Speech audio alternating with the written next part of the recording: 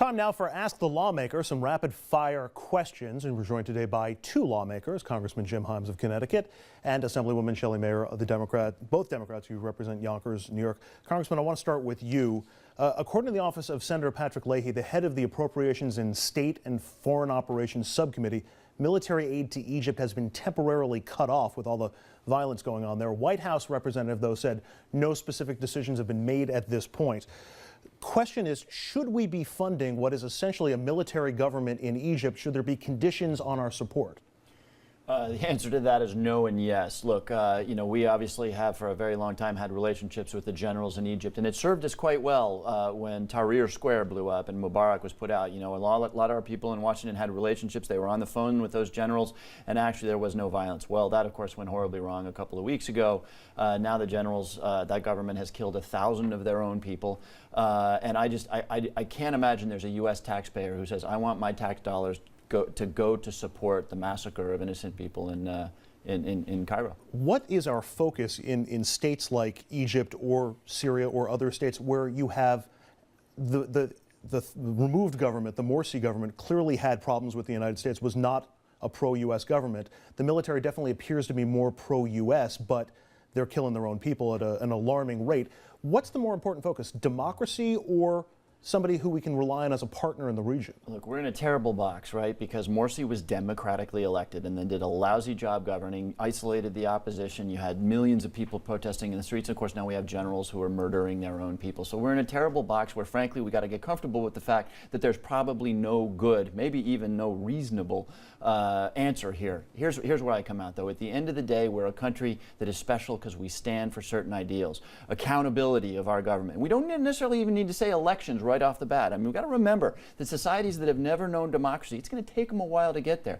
But accountability, treating your people right, treating women equally as men are treated. I think the message we need to send in Egypt, in Syria, in Tunisia, you name it, is these are the values that we stand for. And if you violate those values, don't expect to be friends with us. Not that we should be, putting troops on the ground or whatnot, but we got to stand by who we are and over time encourage the elements of those societies that are pushing those values. All right, next questions are for the Assemblywoman Mayer. Two former aides to disgraced former Assemblyman Vito Lopez are now accusing Assembly Speaker Sheldon Silver of aiding and abetting the alleged sexual harassment they suffered at the hands of Lopez.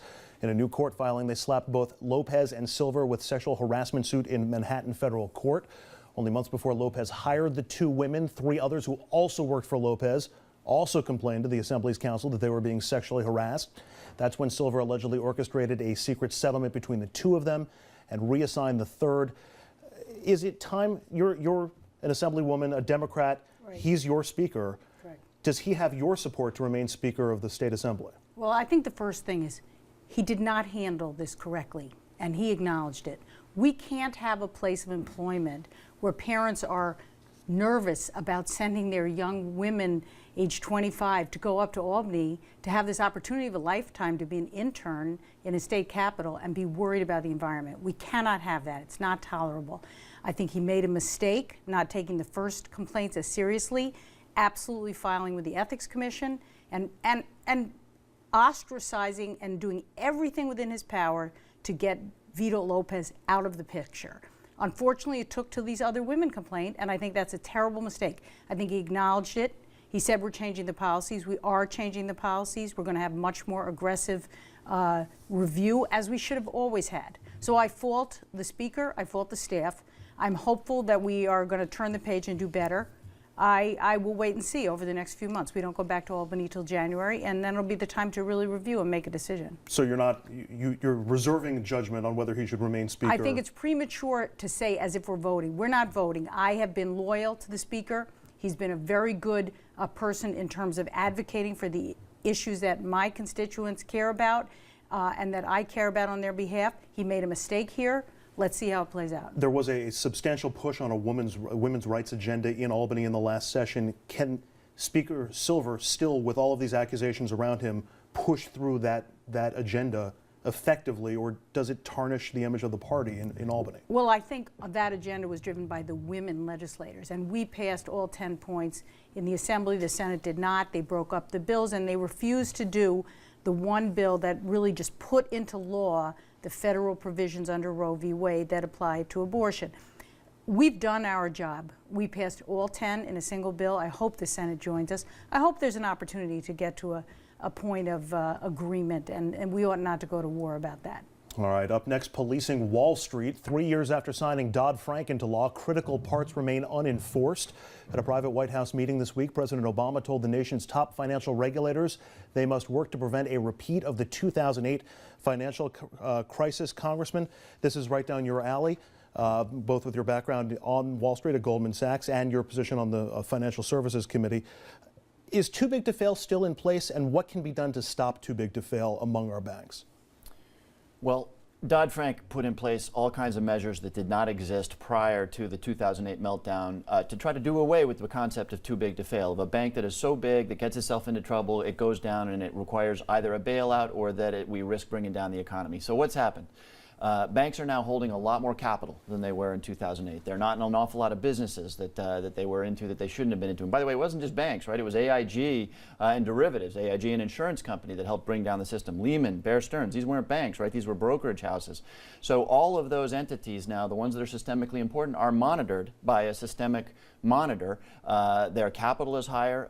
They're doing less irresponsible stuff. But you can never answer that question perfectly. Yes, we've done away with too big to fail.